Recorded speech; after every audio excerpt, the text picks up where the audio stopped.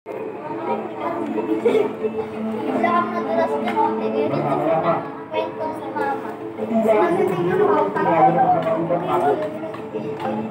energy. Mario ay.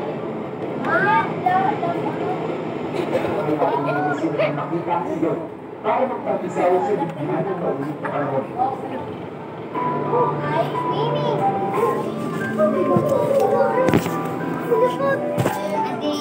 Hindi ang pinunalitan ng trabaho at naging usus-muli ang magkakatid. Subscribe natin si Sensei.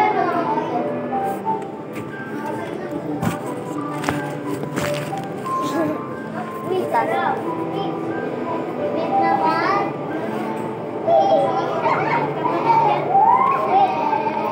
Mas namurahan mo yung camera.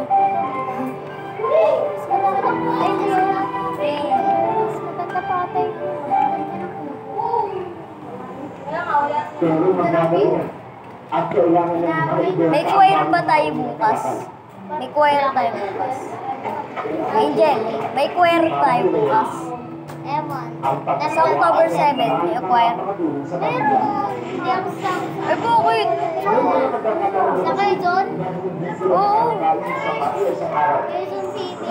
Bakit? Doon lang kami nagka-choir. Sabi ni Sir. Sabi ni Sir Jen.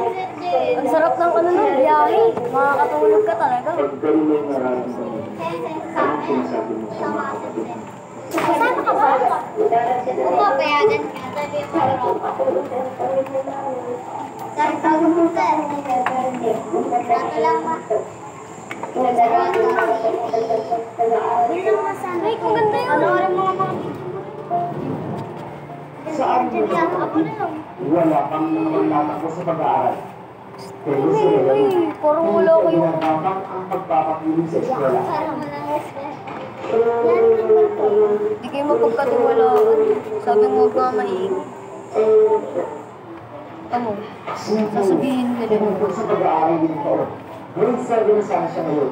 Pero dahil dalawang beses siya natigil sa pag-aaral, tumubuto na siya ng mga batang kapatid na si Ryan sa grade 5. May kuweba.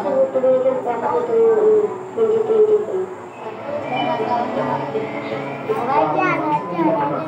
Nalulungkot siya sa tuwing nakikita nagtatrabaho ang mga anak. Pero wala ang pinagkakainin kung hindi tutulong sila ito.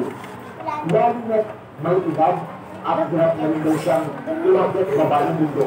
Habang may sakit naman sa baga ang kanyang asawa. Bilang ama, tayo talaga tayo nabili. Parang ang tigas nung makita mo yung mga anak ng